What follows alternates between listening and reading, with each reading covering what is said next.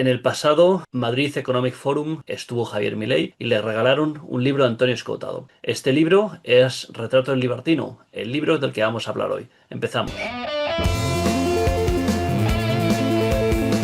Hola a todos, buenos días, buenas tardes, según nos estéis escuchando. Mi nombre es Gustavo Morales, soy profesor de la Universidad Politécnica de Madrid. Hoy estoy con mi amigo Emilio Domínguez Valle. Emilio, ¿cómo estás? Hola, buenos días, Gustavo. Encantado de compartir contigo este ratito para hablar de Escotado. Pues encantado de tenerte, Emilio. Nos solemos ver en las cenas de la Libertad del Instituto Juan de Mariana, que allí nos conocimos, y siempre hablamos de Antonio Escotado. También coincidimos en Galapagar, en la villa de Galapagar, el pasado mes de mayo, cuando le dieron la medalla de oro a Escotado de la villa de Galapagar. Y bueno, siempre hablamos de Escotado y su obra, y hoy vamos a hablar de este libro que nos gusta mucho a los dos, que es El retrato del libertino, que además de que se lo ha regalado Jorge Escotado a Javier Milei hace unas semanas. Además, es un libro que es muy bueno para introducirnos en el pensamiento escotado. Pero antes de empezar, quería, Emilio, preguntarte un poco a qué te dedicas y presentarte para que la gente te pueda conocer un poco más. Vale, Gustavo, pues mira, yo soy abogado, pero bueno, esto es relativamente accesorio a lo importante. Lo que soy es, realmente un fan de la obra de Antonio Escotado.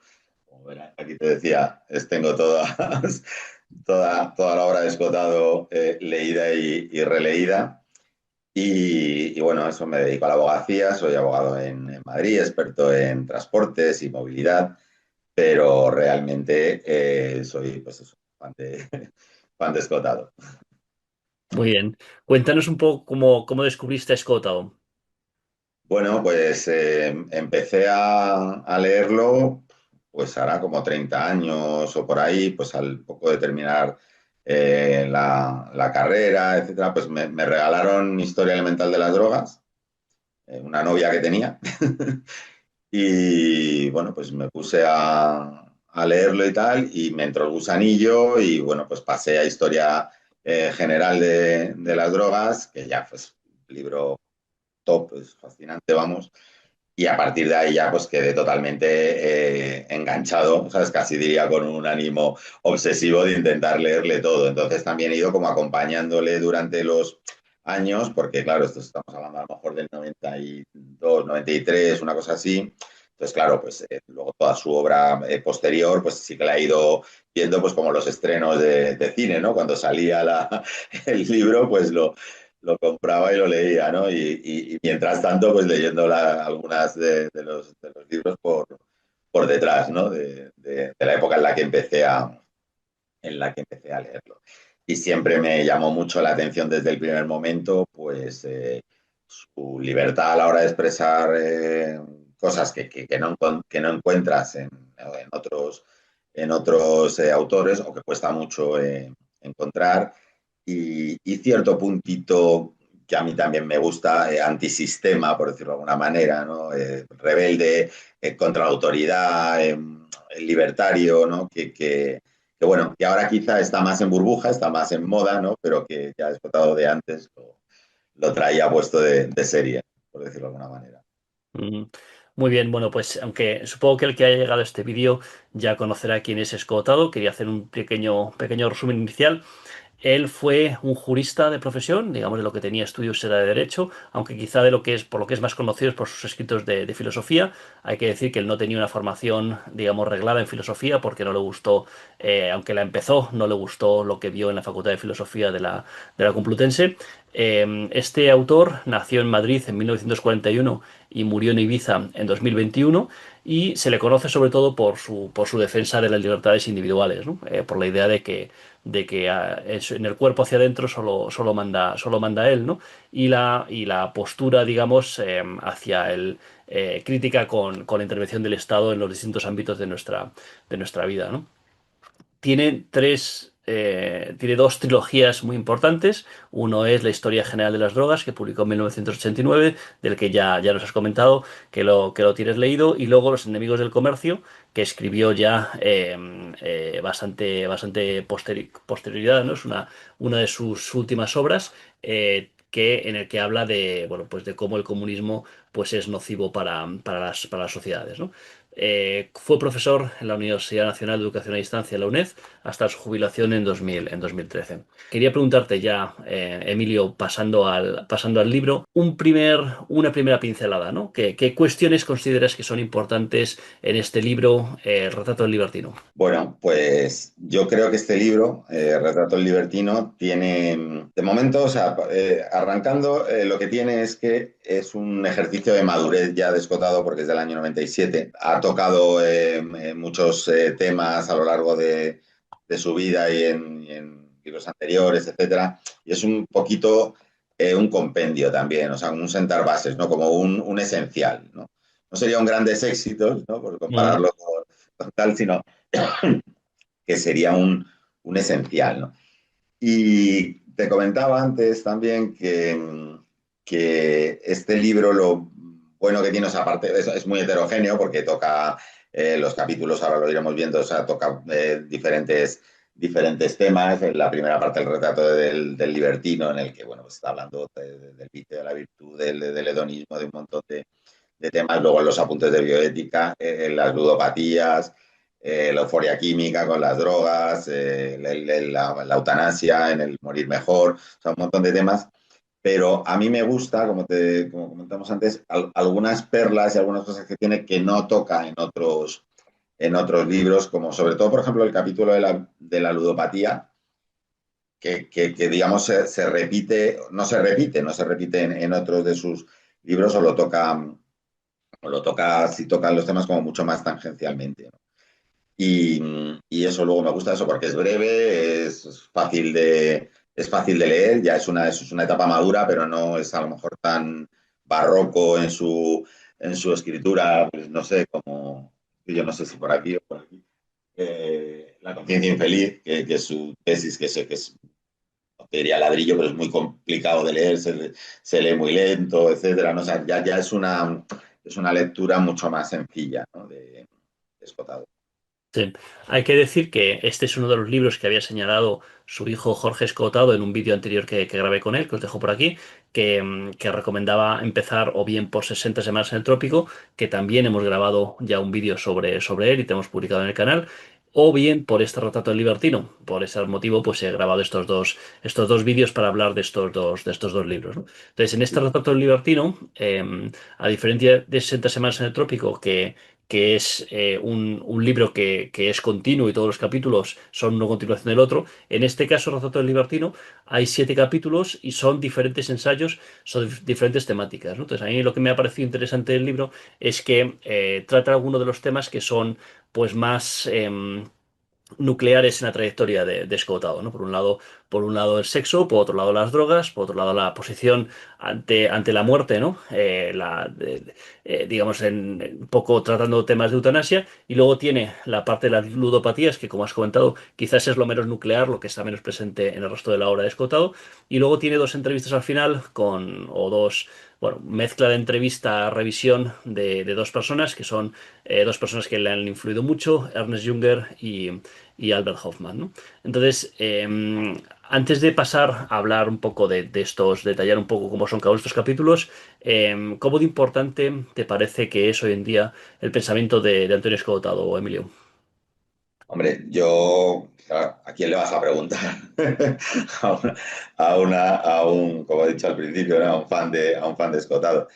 A mí me parece que Escotado está más vivo que nunca y, bueno, siempre por eso, porque toca temas nucleares de la vida humana, ¿no? Y creo que a todo el mundo le va a tener siempre interés en ver el desarrollo de los mismos. Creo que además ahora, en la que sí que estamos a lo mejor en una crisis de ideas o de valores, etcétera, pues el punto de vista de Escotado, sobre la libertad, sobre todo el luchar contra, vamos, el luchar, el acabar con el miedo, el vivir sin miedo, ¿no? Que para mí es uno de los ejes también nucleares, ¿no? Unido a la libertad, pero bueno, en ese aspecto, ¿no? El vivir sin miedo en un mundo en el que, pues eso, ¿sabes? Cada vez hay más miedos y inputs de todo, de las redes, de no sé qué, lo que todos son problemas, son miedos, son las guerras, no sé cuántos y tal, creo que Escotado es un hilo de un faro de luz, ¿no? En ese sentido. Y creo que sí que ahora mismo es muy actual y sobre todo para la gente bueno, pues más joven, ¿no? Que se está haciendo todavía un poco su mapa del mundo.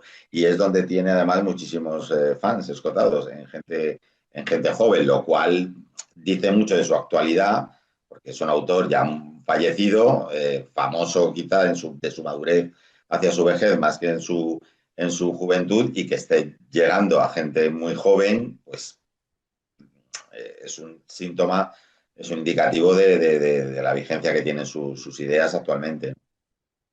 Efectivamente, ¿no? Yo creo que aquí trata temas como la eutanasia, como el uso de las drogas, como la sexualidad libre, que son temas que son debates que están todavía muy abiertos, pero sobre todo son debates que permite que cada uno tenga su propio posicionamiento, ¿no? Y cada uno podamos tener nuestro propio posicionamiento.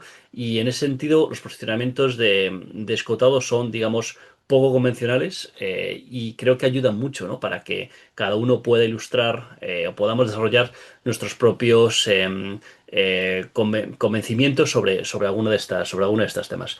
Si te parece, Emilio, vamos a pasar a abordar un poco cada uno de los ensayos para comentar un poco qué nos ha parecido cada uno de ellos, ¿vale?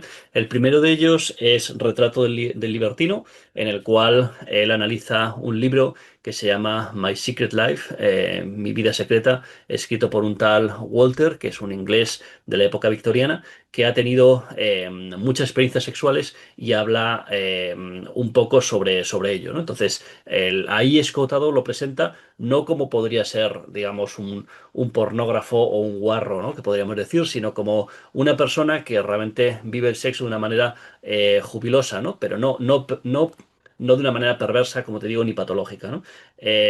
Cuéntame, ¿qué te ha parecido este primer ensayo?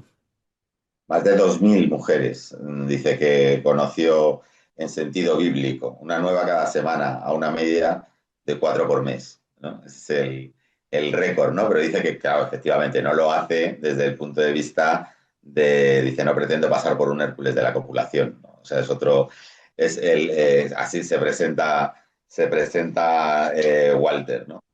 Mira, Walter, que es el protagonista del libro, aunque realmente os parece ser que la persona que estaba detrás de ese tal Walter, en la realidad era Sir Henry Spencer, que era un noble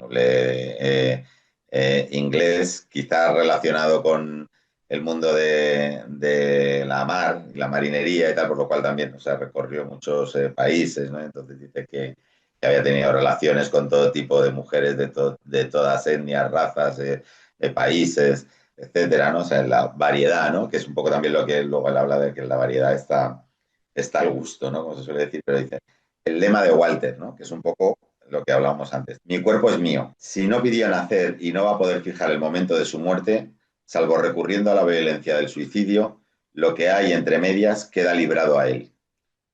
Y lo que a él le gusta es el amor carnal. Entonces, dice, las mujeres han sido el placer de mi vida, amaba el coño, pero también a quien lo tenía.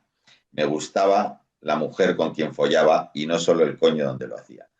Esos son los principios que sienta Walter como sus lemas vitales. Efectivamente, luego todo el ensayo de Retrato Libertino, que la menor parte es esa parte que tú dices como picante, ¿no? Donde Walter cuenta algunas de sus encuentros, pues también con personal de servicio, etcétera, ¿no?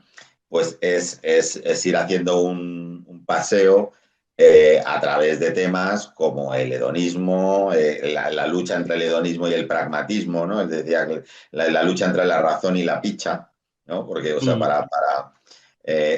para no caer eso en el vicio, Walter no expone su vida, su My Secret Life, su vida sexual como un Don Juan, no es un Don Juan, no desprecia a la mujer o la consume como en el Don Juanismo, sino que la ama, se recrea en ello, disfruta, ¿no? Aunque tenga un cierto punto obsesivo, pero disfruta del acto sexual. Claro, también hay que entender un poco Claro, estamos hablando del siglo XIX, sería el contexto en el que tenemos de la obra del libertino. Y claro, o sea, hay cierto abuso de poder por parte de Walter, a mi entender, porque pues, una persona acomodada, acaudalada, etcétera. Entonces, hay un punto claro de clasismo claro y, bueno, pues es un vividor, pero también claro, es un putero, y en cierta medida a veces incluso en algunos pasajes y tal, pues parece como que es un entomólogo, ¿no? O sea, aunque él esté diciendo que respeta, o sea, y que ama a la mujer y tal y cual, también hay un punto, ¿no? En el que, claro, el contexto del siglo XIX y el contexto en cómo él lo desarrolla es difícilmente entendible o extrapolable ahora, salvo en los grandes temas, ¿no? En los temas que toca, pero el Mm, contexto, claro, es diferente, ¿no? Los temas, el autodominio de la pasión, ¿no? Pues eso, la lucha entre la razón y la pinche y tal, pero es que luego el retrato libertino es fantástico porque va cambiando vamos, va cambiando, o sea, va abordando el tema y tal, y o sea, acaba expone cosas como las críticas a Platón y a San Agustín, ¿no? mm, mm. O sea, es que quiero decir, o sea, va evolucionando, ¿no? Para terminar con este capítulo, quería, Emilio, que nos leyeras alguna otra sección que te haya llamado la atención. Sí, mira, por ejemplo, tenemos en la página 66, que es ya prácticamente el final, ¿no? En la que, no es que tiene tantas, ¿sabes? Tiene tantas cosas, pero en la que resume. Dice, si la libertad es la sustancia del vivir, el amor representa su sentimiento, el ánimo de la libertad misma. Los libertinos dignos de crédito aman constantemente, rodeados por una vecindad melindrosa, acaparadora y mórbida, que con una u otra excusa adora el miedo. Los libertinos proponen lealtad y miramiento, allí donde sus perseguidores exigen compraventa y cercas como las que delimitan el deambular del ganado. Por lo demás, nadie sabe qué acontecerá a medio y largo plazo en este campo, ya que las cosas se inventan o autoorganizan desde el comienzo del tiempo. Lo que Walter deja como legado espiritual, en cambio, no es tan aleatorio.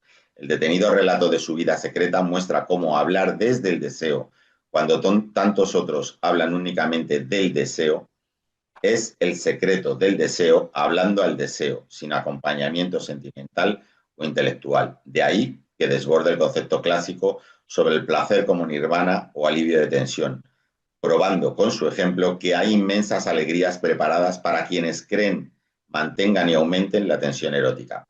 En otras palabras, que la satisfacción va mucho más allá de extinguir o apaciguar los deseos, pues el deseo es aquí una modalidad de placer potencialmente infinita, cuya ausencia equivale a depresión. Mirado de cerca, ese deseo es deseo de verdad, que mueve a investigar hasta el último detalle una precisa parte de lo que es. Razón suprema de lo que es el logos de Heráclito reposa cambiando y en el mismo sentido parece justo decir que el entusiasmo de Walter es calma, serenidad. Es precioso, o sea, tal y como está escrito es espectacular, ¿no? Pero quiero decir que el, la, lo que aporta también aquí Escotado es eso, esa mirada de libertad, es ese no juzgar a Walter, ¿no? Como puede ser hedonista, puede ser putero, esas cosas que también tiene, y ver también la parte sana que hay en Walter y cómo, bueno, y, y luego la otra parte, que antes de cerrar este capítulo, para no dejarlo, la parte de Guillermina, porque está Walter, que es este libertino, pero luego está Guillermina, que Guillermina es, digamos, lo mismo, pero en mujer, ¿no? Mm, Cómo Guillermina parece, ¿no? Si fuera una comparación, tiene más autodominio de sus propias pasiones, porque incluso dice que ha podido pasar largos tiempos sin fornicar, etcétera. Y cómo Guillermina es como, o sea, el otro, no el yin y el yang, pero ese otro punto de vista, ¿no? Sobre un poco lo mismo, ¿no? El autodominio, eh, la vida de ambos sugiere que el impotente y la frígida son personajes falaces, cuando eso no deriva de alguna lesión orgánica. La capacidad de gozar está en función del deseo de gozar, de la franqueza con la cual se persigue. Querer es poder allí. Desde la perspectiva de su sexualidad, los seres humanos no se dividen en potentes e impotentes, sino en sensuales, menos sensuales e insensibles, ¿no? Mm, Y, mm. y la verdad es que, vamos, muy recomendable.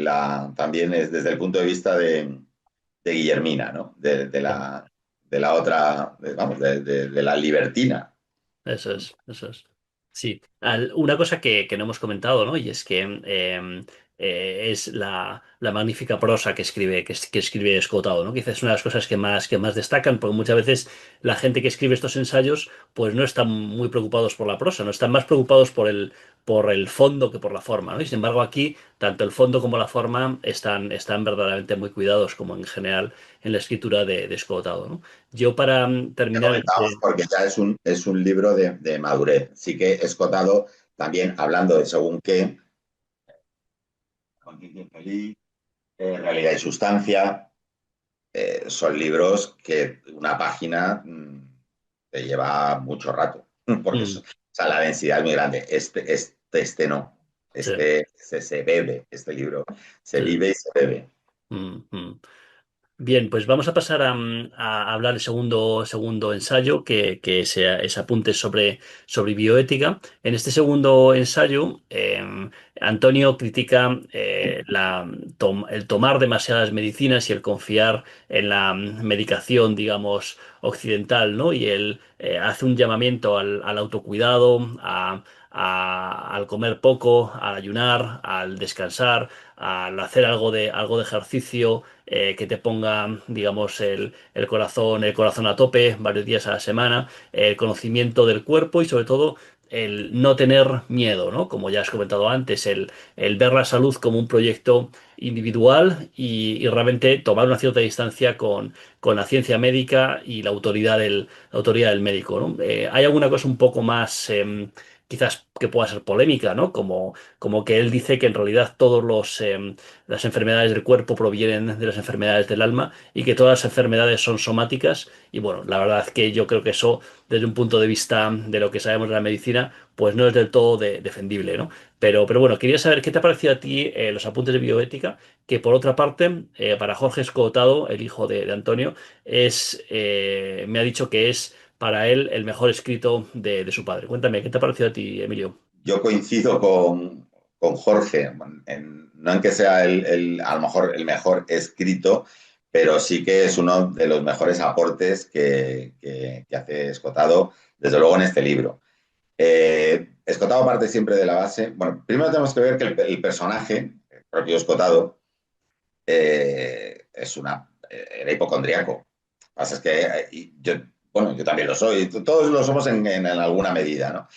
Pero el hipocondriaco, hay dos tipos de hipocondriacos: el que está todo el día en la sala de espera del médico y el que no va al médico precisamente por el temor que tiene a que el médico le diga que tiene algo, ¿no? Y tal. Entonces, Escotado yo creo que era más bien de los segundos, ¿no? Y efectivamente, bueno, como yo, y, y efectivamente, o sea, él parte de la base de que cuerpo y alma son la misma cosa. Entonces, no es que las enfermedades todas sean psicosomáticas, sino que si el alma está enferma, el cuerpo va a enfermar, ¿no? O sea, yo creo que es más visto por ahí. Luego, evidentemente, o sea, lo que hay es una crítica absoluta. Vamos, comparto, ya no porque sea, como decía, fan de Escotado, sino por criterio también personal, una crítica absoluta al estamento terapéutico, ¿no? El estamento terapéutico nunca ha sido algo que Escotado le tuviera mucho cariño, ¿no? Siempre hablaba de cómo en la historia de la humanidad se ha cambiado la sotana negra por la bata blanca, ¿no? Y que son al final los prescriptores no de salud, sino también de moral, ¿no? Yo creo que la parte en la que él señala, que además lo tenía por aquí apuntada, que yo creo que es la página 80 por ahí, el tema de que el diagnóstico mata, ¿no? En una crítica muy grande al estamento terapéutico y a la falta de humanidad, por decirlo de alguna manera, ¿no? En la que se transmiten o en la que se le dan a los pacientes en una medicina ciertamente como también industrializada, ¿no? Aquello de que el médico cobra cuando el paciente está enfermo en vez de que el médico cobraba cuando el paciente estaba sano, ¿no? Como en la cultura china, etcétera, que también Escotado lo señala. No recuerdo exactamente si aquí o pero seguramente, pero sí que en otros libros. El tema está el diagnóstico mata, que tiene una conferencia fantástica, no sé dónde la dio, pero está por ahí por YouTube y tal. Tiene una conferencia fantástica hablando de eso, del diagnóstico mata, ¿no? De por qué la gente también es tan obediente que el médico le dice, le quedan a usted 3 meses de vida. Coño, y vas y a los 3 meses te mueres. Mm, Porque es obediente, te han programado para que obedezcas al médico, ¿no? mm, Y cómo esto, ¿no? Pero sí que él aquí lo apunta también, ¿no? Y habla eso de la toxicidad del diagnóstico. Ese exactamente también. sí, sí. Habla del negocio, de la enfermedad, de cómo se descubren plagas incurables cada 1 o 2 generaciones, que luego resulta que no son para todos, que son vendedores de pánico. ¿eh? La Mm, enfermedad no sería un formidable negocio si la aprensión no fuese un formidable vicio de estos tiempos. Ese, precisamente por ese miedo, por ese apego a lo carnal, a la vida, a esta sociedad de la abundancia en la que vivimos, ¿no? Etcétera, en la que no es el miedo a la muerte, que siempre ha estado acompañando al ser humano, ¿no? Pero como que considera que ahora es mayor, ¿no? Es mayor mm, por la de comodidades ¿no? Por la calidad de vida, ¿no? Por el aumento de la sí, calidad de vida hace más un mayor miedo a la muerte, ¿no? mm, Entonces, bueno, y luego finalmente, como tú señalabas antes, habla mucho de él de una manera muy sincera. Tengo aquí apuntado pues, páginas 85, 86 hasta el final, y habla eso de lo frugal que él era, ¿no? Que dice, no tengo la meta de vivir mucho, sino la de vivir a secas. ¿eh? Y de hecho pienso que o sea, en primerísima persona, ¿no? De hecho pienso que para el ser humano las formas naturales de fallecer son o morir de viejo o suicidarse.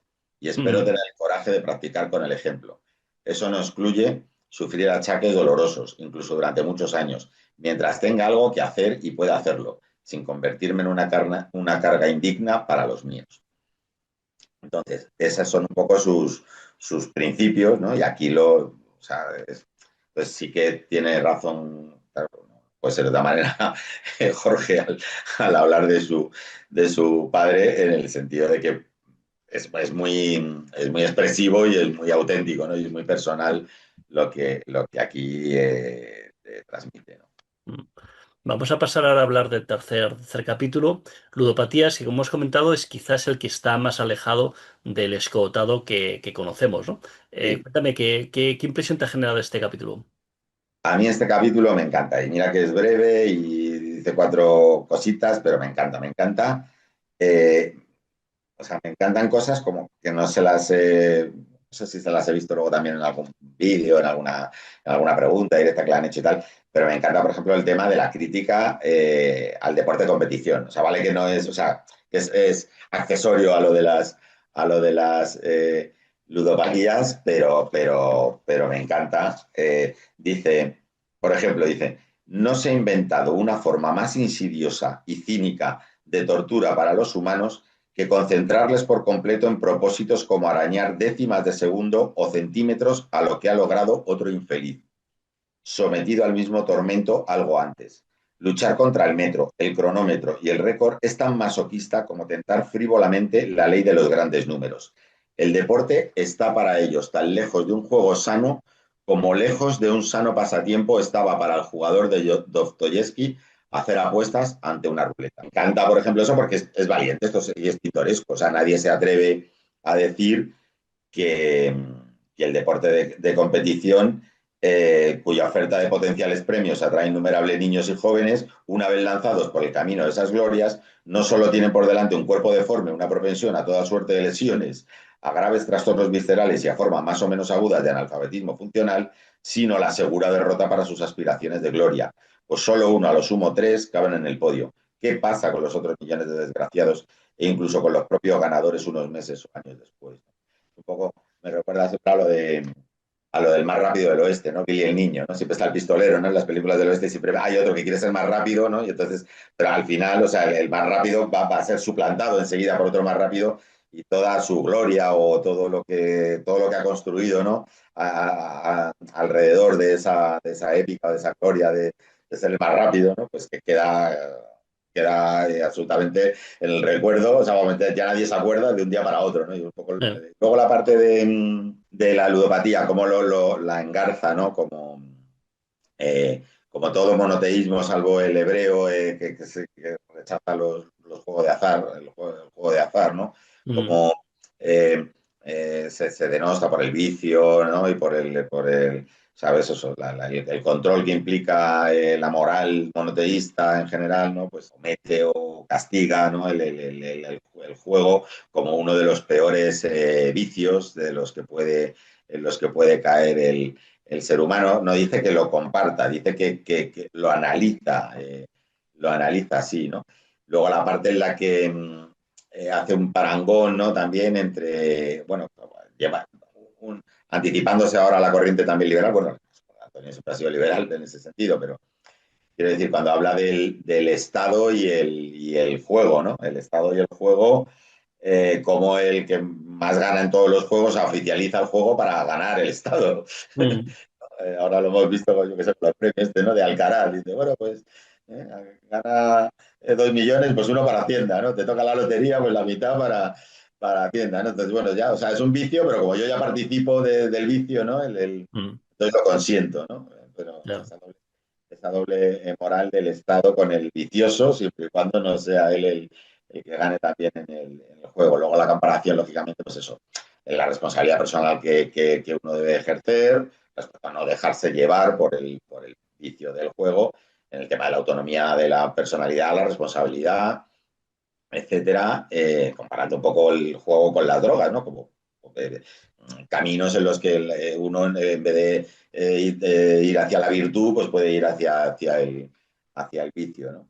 Mm, Y, y sí que me parece, ya te digo, sabes que es un capítulo súper breve, porque tiene 5 o 6 páginas, pero, pero bueno, me parece también eso que es el único lugar donde realmente, o sea, hace un poquito de discurso más largo sobre el tema de la ludopatía y por eso, bueno, como toda la obra escotado de lo que hablas aquí, pues a mí me parece relevante, ¿no? Porque no hay otros sitios, no se repite, hay otros temas que son más cíclicos, ¿no? O que se repiten en otras obras o desde otro punto de vista, pero este, bueno, está muy bien.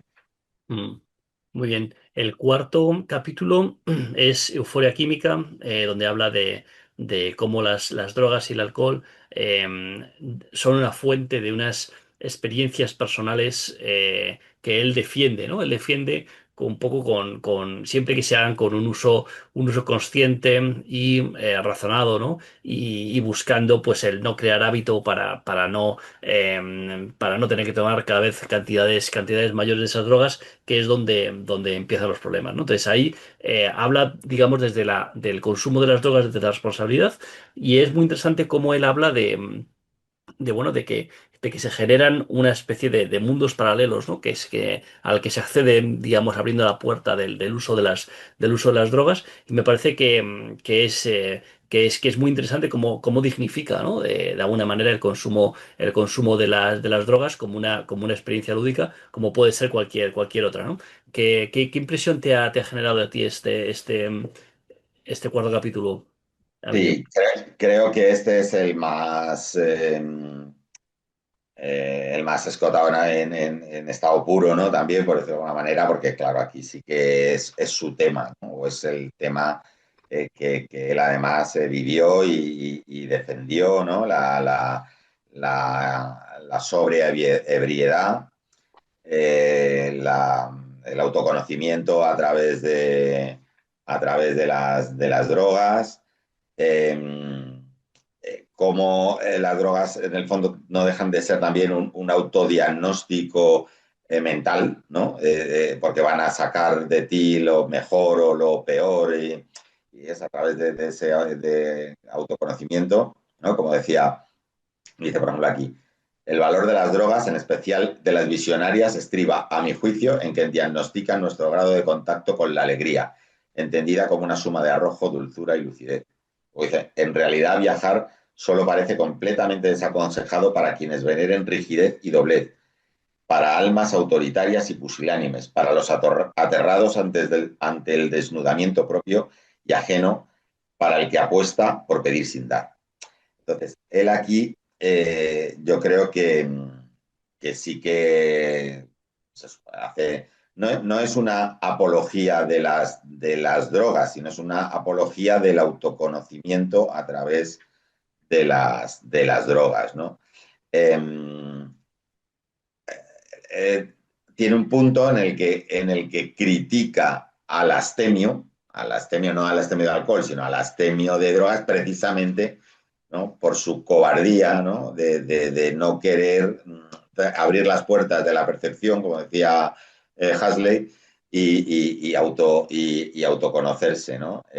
Temen perder su compostura, ¿no? Y no lo temen en vano, pues a veces parecen hechos de mera formalidad.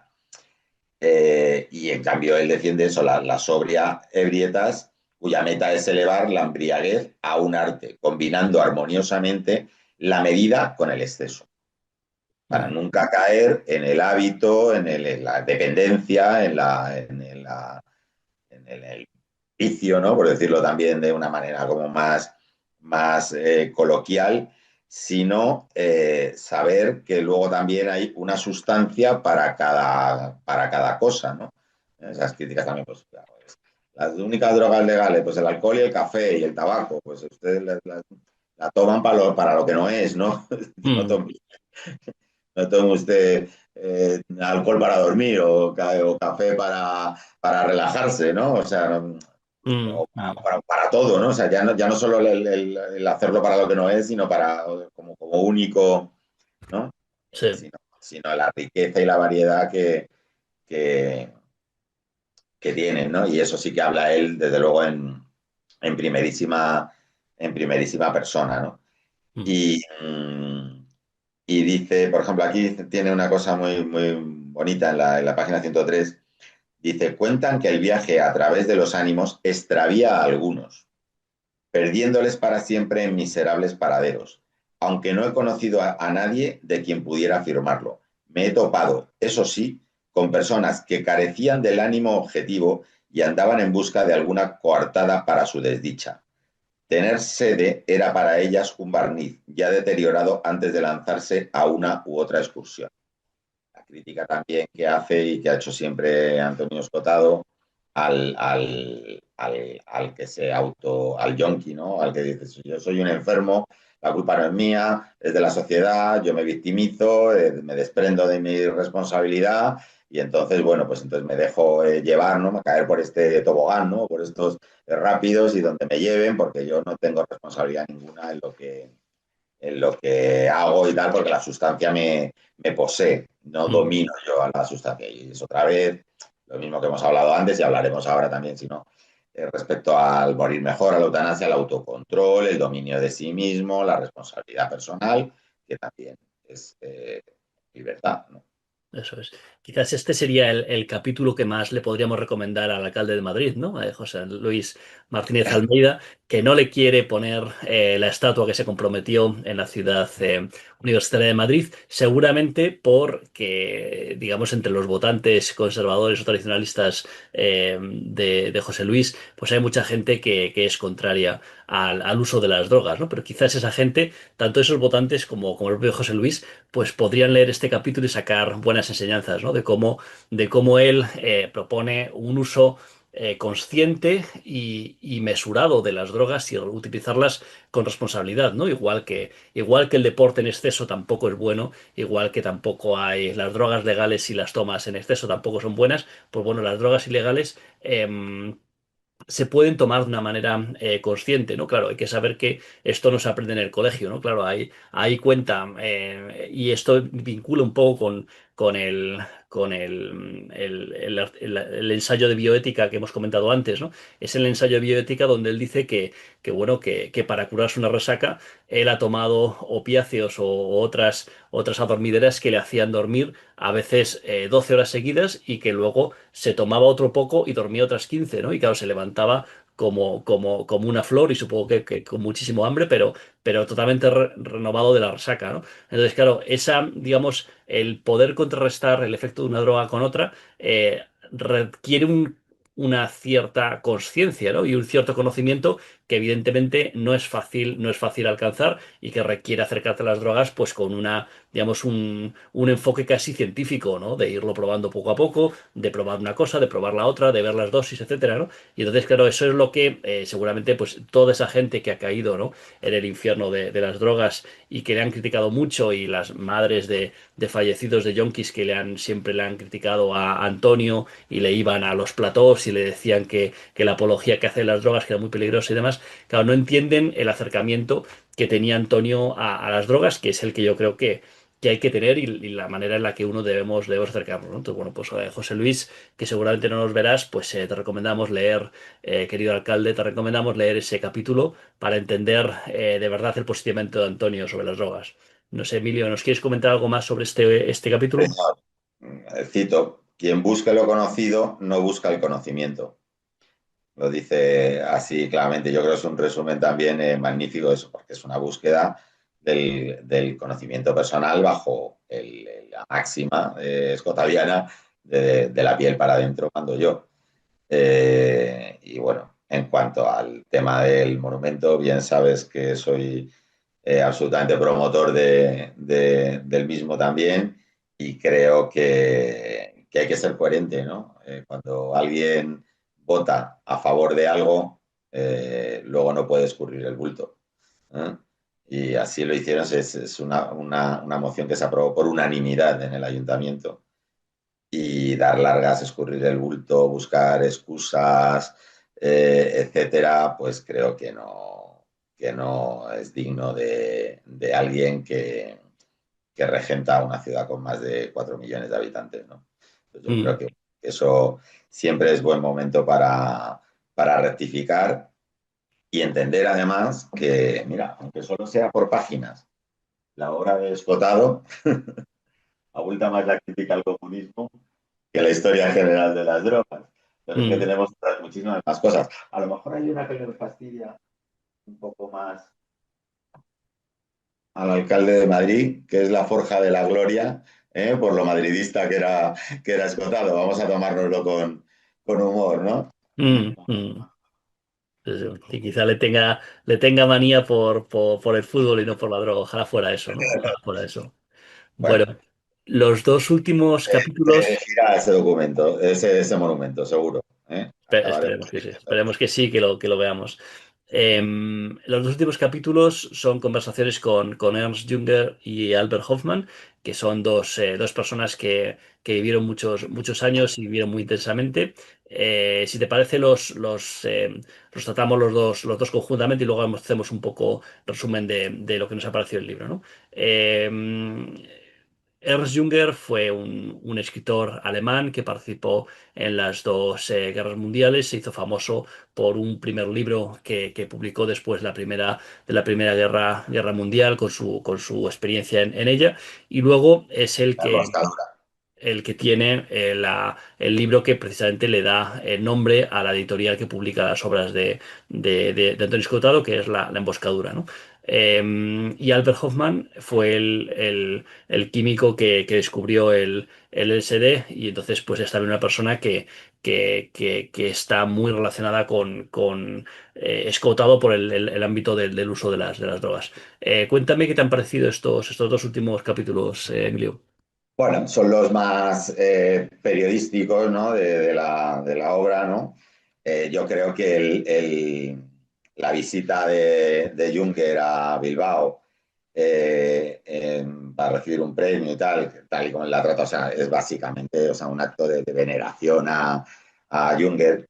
Es un acto de absoluta veneración en el que aprovecha, pues, para, pues eso, pues para hablar un poco de Junger en sus temas básicos, pero, pero vamos, que yo donde lo que más le veo es la veneración, ¿no? Tenía por aquí apuntado en el 110, la página 119 que dice, que dijo Junger. Para concluir, dijo que la inseparable fusión de vida y obra en Junger recordaban al hombre el deber nuclear de no admitir jamás una coacción espiritual, no obedecer nunca las órdenes de otro hombre y jamás someterse a algo distinto de la voluntad divina. Es el emboscado, es Junger, es el desafío, no el desafío a la autoridad, sino el autorrespeto a la libertad individual que implica el no ser borrego, el no ser rebaño, el no obedecer a eso, a la autoridad por la autoridad, ¿no? Sino obedecerse a sí mismo, a tu propia conciencia. Entonces yo creo que aquí, o sea, básicamente lo que Escotado va señalando es la veneración que le tenía a Junger, ¿no? Dice por aquí, a la pregunta que le hicieron sobre la diferencia entre sus conceptos de bosque y el desierto, repuso, el bosque es la dimensión de libertad donde se atrinchera el hombre cuando es perseguido por la ley positiva. El desierto es la dimensión donde resisten los llamados al concepto filosófico. Entonces, bueno, ya hablo con el de la eutanasia, también, bueno, un poco de todos los temas que son comunes en cierta medida, ¿no? Y que Escotado trae, porque trae también bueno, porque para él, quienes son sus grandes popes, ¿no? Y Junger es uno de los grandes popes para Escotado. Otro que podría estar aquí en Junger y, y Hoffman, otro que podría estar, que le prologa este magnífico libro, que se lo prologa y se lo traduce en Escotado, es Thomas Sachs. Thomas Sachs en Nuestro Derecho a las Drogas, que es más bien también un tratado sobre la vida y el suicidio y la eutanasia, es magnífico. Sería otro que podría, y Thomas Sachs es, bueno, pues, eh, pero es otro de los que yo creo también están ahí en el mundo de los grandes referentes también para Escotado. Y respecto a Hoffman, aparte bueno, de la cierta serendipia por la que encontró el LSD, ¿no? Serendipia es una de las preferidas, de las palabras preferidas de Escotado, ¿no? Cuando andas buscando o investigando sobre una cosa y de pronto descubres otra, que es un feliz descubrimiento, puede ser un invento, una revelación filosófica o conceptual o lo que sea, pero también es una materia. Entonces, cuando Hoffman es el que sintetizó la LSD, y también yo creo que aquí se ve clara la veneración que le tiene a él. Y Hoffman también practica la sobriedad y también practica la austeridad. Le pregunta, porque le hace una entrevista a Escotado, que es el final del libro, son 3 4 páginas, 10 12 preguntas. Le pregunta a Hoffman, ¿sería indiscreción preguntar cuántas veces ha tomado LSD? Dice, hace falta tiempo para prepararse adecuadamente y más tiempo aún para asimilar la experiencia. Habré hecho unos 30 ensayos. O sea, el propio 30 ensayos en 50 años. Mm. Leary y otro científico, Leary y otros recomendaban un uso semanal o cuando menos mensual. Dice, Leary es un payaso, simpático, pero payaso. Responde Hoffman, conocedor de lo que él ha inventado, ¿no? O ha descubierto. Y le pregunta Escotado, ¿y la MDMA o éxtasis? Dice, probé en California hace 4 años. Tiene una sorprendente capacidad para estimular la comunicación y generar afecto. Un afrodisíaco en sentido amplio, no genital, de una toxicidad no despreciable. El caso es que empezamos hablando de filosofía y temo haber caído en el tópico de preguntar aquello que todo el mundo le pregunta, le dice Escotado. Mm. Y le contesta Hoffman. puede decirse que ciertas sustancias están ahí para ser ensayadas o evitadas, no para disertar simplemente. Pero es también oportuno promover una cultura farmacológica que sustituya a la barbarie reinante. Por lo demás, prefiero hablar de filosofía, que no Mm, deja de ser el tema intrincado, ¿no? mm, Así que, bueno, también le preguntó, la última pregunta que le hace a Hoffman es a los 90 años, que es cuando le realizó esta entrevista, si echaba de menos alguna época previa o lo que sea, tal y cual, y sí que luego le remata Hoffman diciéndole, estoy seguro de que cuando me encuentre bien del todo habrá llegado el momento de morir, ¿no? Diciendo que ha tenido una vida plena, ¿no? Y plena por el autoconocimiento, etcétera.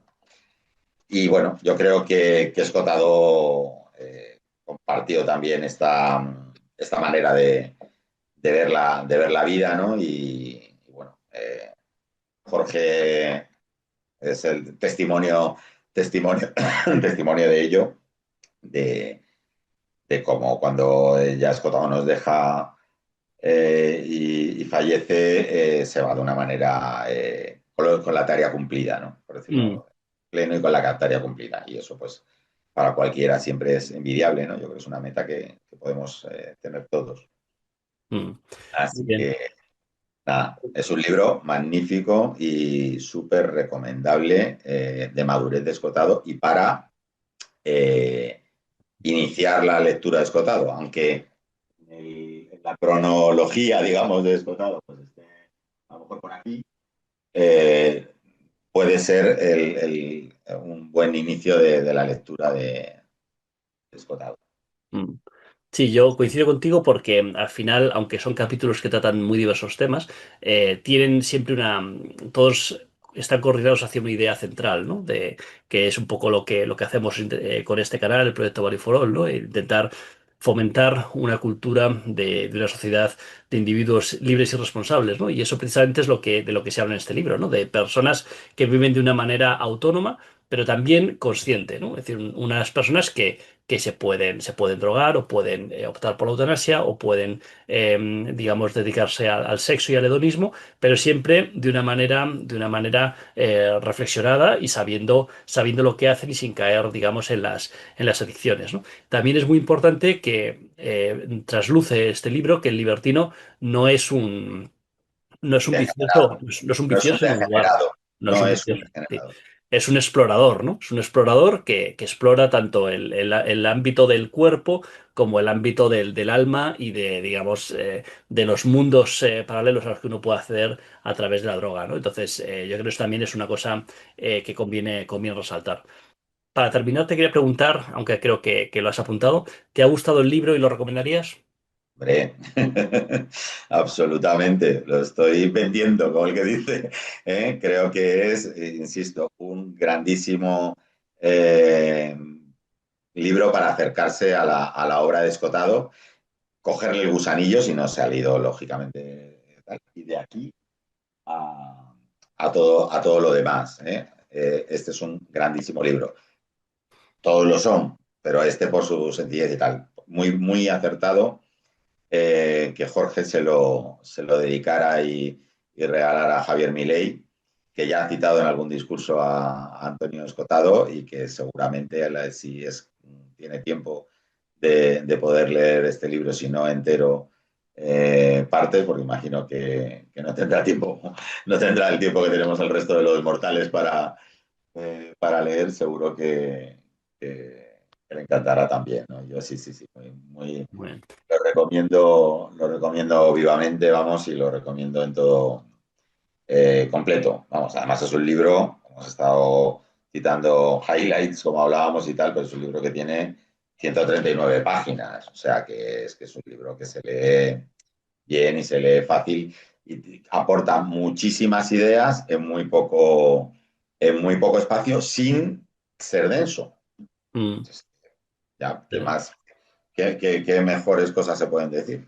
interesante. Ya para terminar, una última pregunta. ¿Cuál es tu libro favorito de los de Escotado? ¿Te podrías quedar con uno que Uf, sea tu absoluto número uno?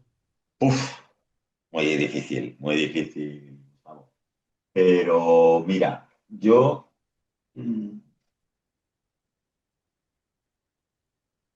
El espíritu de la comedia es un libro magnífico, quizá menor, no menor, o sea, más desconocido, claro, no es Los enemigos, no es Historia general de las drogas y tal, pero El espíritu de la comedia me parece un libro magnífico, es una crítica al sistema brutal, es un libro valiente como no hay dos, en el que, bueno, pues prácticamente, o sea, dice cosas como bueno, y acredita, ¿no? Como que la Guardia Civil es una organización de narcotráfico de las mayores que hay, apoya la autodeterminación del País Vasco, o sea, dice cosas bueno, que hay que leerlas, entenderlas, contextualizarlas, se puede estar más de acuerdo, se puede estar menos de acuerdo.